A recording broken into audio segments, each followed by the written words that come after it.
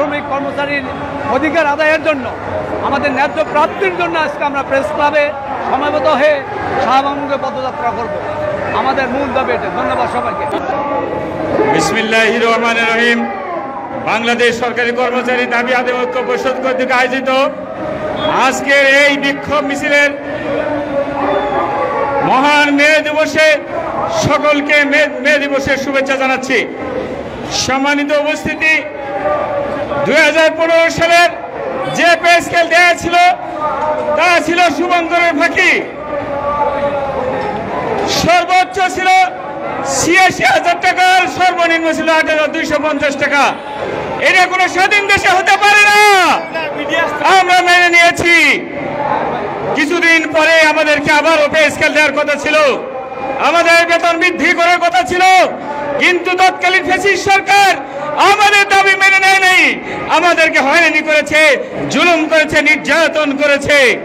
কিন্তু বর্তমান যে বৈষম্যমুক্ত সরকার এসেছে, অন্তর্বর্তীকালীন সরকার, ডক্টর ইউনূস সাহেবের সরকার, তিনিও আমাদের দাবি মেনে নেননি, মেনে নিচ্ছেন না। এজন্য আমাদেরকে রাজপথে নামতে বাধ্য হয়েছি।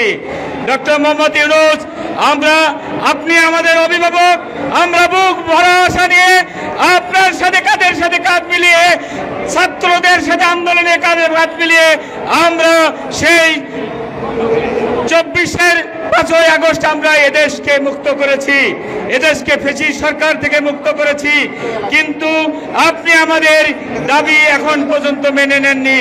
আপনি আমাদের অভিভাবক, আমরা আশা করেছিলাম আপনি আমাদেরকে ডেকে নিয়ে আমাদের দাবি আপনি বুঝিয়ে দিবেন, আমাদের পে স্কেল দিয়ে দিবেন, অন্তর্বর্তীকালীন মহার্ঘ ভাতা দিয়ে দিবেন, কিন্তু তা করেননি। আমরা আশাহত হয়েছি, তাই আমরা আজকে রাস্তায় নামতে বাধ্য হয়েছি। মহান মে দিবসে আমরা শ্রমিকদের দাবির সাথে একত্রতা ঘোষণা করে আমরাও রাস্তায় নেমেছি। আমাদের দাবি ফিরিয়ে দিন, আমাদের দাবি মেনে নিন। আমাদের ৮,২৫০ টাকা দিয়ে আমাদের কর্মচারীদের ৬ সদস্য বিশিষ্ট কোনো জীবনযাপন করতে কষ্ট হচ্ছে, আমরা জীবনযাপন করতে পারছি না, আমরা অনেক কষ্টে আছি। আমরা নুন আনতে পান্তা ফুরাচ্ছে, আমাদের মাসের 10 দিন যেতে না যেতে আমাদের টাকা ফুরিয়ে যাচ্ছে, বেতন ফুরিয়ে যাচ্ছে। আমাদের সন্তানদেরকে আমরা কিছু দিতে পারতেছি না, লেখাপড়া খরচ চুকাতে পারতেছি না, মাতা পিতাদের চিকিৎসা করাতে পারতেছি না, আমাদের ভরণ পোষণ দিতে পারতেছি না। অতএব আমাদের দাবি আপনি মেনে নিন, আমাদেরকে ডাকুন, আমরা আপনার সন্তান তুল্য, আমাদেরকে আপনি ডাকুন, আমাদের সকল সমস্যার সমাধান করুন। আমরা বুক ভরা আশা পেতে এখনো আছি, আমরা যে কোনো সময় আমাদেরকে ডাক দিবেন, আমরা আপনার সাথে বসে সুন্দরভাবে সমাধান করব। যতদিন আপনি থাকবেন আমরা আপনাকে স্যালুট জানিয়ে চলবো। আর যদি আমাদেরকে ফিরিয়ে দেন, মুখ ফিরিয়ে দেন, আমরা রাস্তায় নামতে বাধ্য হব, আমরা বিভিন্ন কর্মসূচি দিতে বাধ্য হব। এটা আমাদেরকে বাধ্য করবেন না, দয়া করে আমাদেরকে আপনি ডাকুন, আমাদের সাথে আপনি আলোচনা করে আমাদের সমস্যার সমাধান করুন। সম্মানিত পে স্কেল আমাদের অতি দ্রুত দেওয়ার জন্য দাবির জন্য আমরা আজকে এসেছি। আমরা চাই অন্তর্বর্তীকালীন সরকার আমাদের এই বৈষম্য মুক্ত করুক, তারা বৈষম্য মুক্তের সরকার। তাই আমরা তার কাছে জোর দাবি জানাচ্ছি আমাদের নবম পে স্কেল ঘোষণা দেওয়ার জন্য।